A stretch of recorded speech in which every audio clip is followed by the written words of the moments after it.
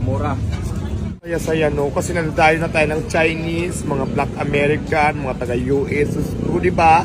Iba-ibang tao na pupunta sa Diwata Falls Overload. Todo na to. Yan, kasi ito, hindi ko naman sila pinapunta, hindi ko naman sila binayaran. So, nandito sila kasi salamat ako dahil mayroon nagpupos sa tindahan. Kasi malaking impact kasi talaga yung gagawin talaga sa tindahan para makilala ka.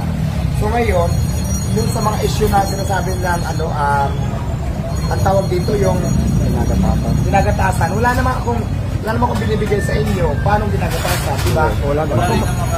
Oo, pag kumain kayo, nagbabayad naman kayo. So, ako sa lahat ng vlogger na nandito sa akin, welcome. Pero syempre nga, lahat thank you, Diwata. Sinabi kong bawal lang, bawal. Yes. Diba? Pero lahat gusto matulong pa kayo rito. Wala pa yung problema sa akin yan. Basta lahat all welcome sa akin. Sino man ang gusto pumunta dito mag-vlog, gusto nyo matulong pa kayo rito. Walang problema. Gawin niyo ako content araw-araw, mas gusto ko pa nga yan eh. Kasi diba, bumisikat ako na nakikilala pa ako. So wala tayo yung problema dyan.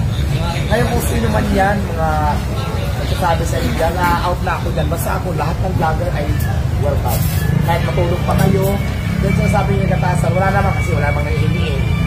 Wala naman kami hinihingi sa iyo. Wala naman silang hinihingi at kasi kahit pang kumain sila, nagbabayad. Kasi yung mga vlogger talaga na yan, pumunta lang yan sa akin, di ko naman talaga personally kakilala ang mga yan, dito ko na lang din nakikilala. Lahat lang yan, pumunta lang dito at dito ko na nakilala.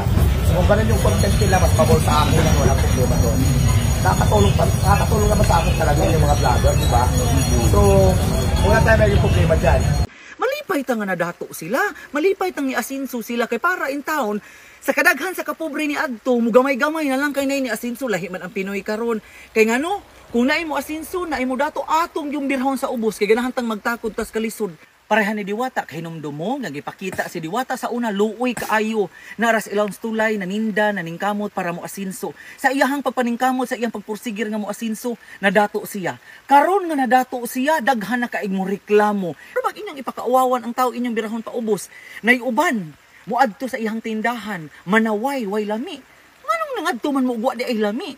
Og naka first time nimong adto nga way lami, anay mo may pasundayag sa social media para mabira ang tao sa ubos? Ay nagipasundayag ugwa ka ganahi. Pasag di ang ubang tao makadiscover ugwa bay lami kaabi nimo ang tao laig pang lasa, lain-laig pang laig dila, lain-laig kana na ang singan ani kanang lain-laig busganan, lain og kana nang singan ana ugam. No? Kinay uban lami nila.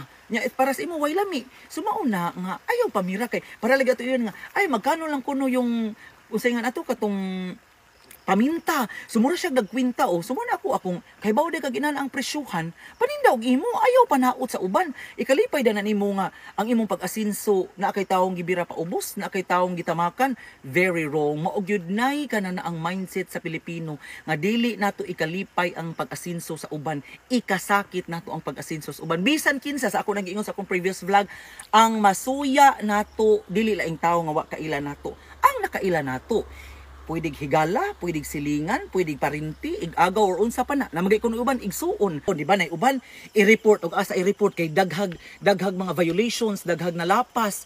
Kana bang atong kasuyaan imbis magugpo-ugpo mos kalipay kay nadato sila, kami nang tang batakdan mos kadato nga nagsuwat tag unga-unga karon humba na tong sudan di man inaana ang show.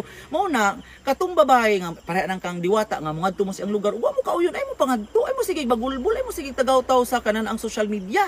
O unsa gud 100 only na nay pagkaon mao gid ang ato adin nga sa Pilipinas bisag unsaon nato maglisod gyud tag Asinso kay naay mga taong suyaon nga birahon ka paubos kay gusto silang maganginay tatanan nga ang tanan magkarabanit magkalisod mo na ilahang kalipay busa para di ka ma-stress laag pareha nako kay wa koy labot og kinsay masuya basta ako nalipay ko tara.